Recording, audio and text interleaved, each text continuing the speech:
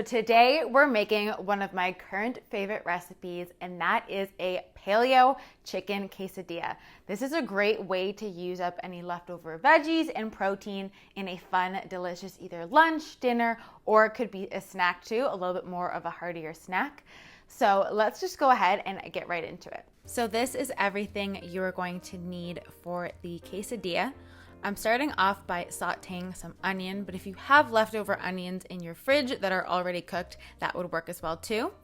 Adding in 1 cup of spinach for some greens, and what's great is that it wilts down, but you still get all of the nutrients of like a larger cup of spinach, but for a smaller amount.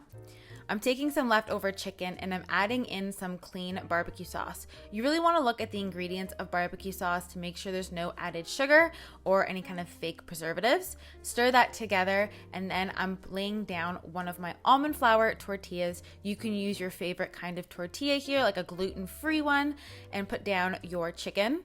And then I'm going to be adding in the rest of my toppings too. So what's great about this is that you can definitely add just any leftover protein and veggies you have and kind of make a tasty new dish.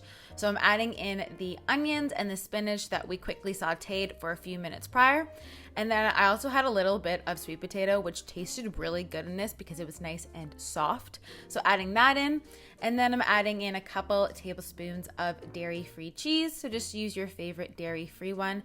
Sprinkle that on the top. And this really helps to bind everything in the quesadilla. Putting my second tortilla over the top and just pressing down to make sure everything kind of melts together with the cheese and all of the fillings. Flip it over after about 3 minutes or until the underside is golden. Cook it for another couple minutes, and then you have this wonderful warm quesadilla. So thank you guys for watching. If you enjoyed it, don't forget to give it a thumbs up. And I'm going to leave my healthy lunch playlist here in case you need more recipes. You guys are going to love all of them in there. They're all delicious and nutritious, and they're going to make you feel good from the inside out.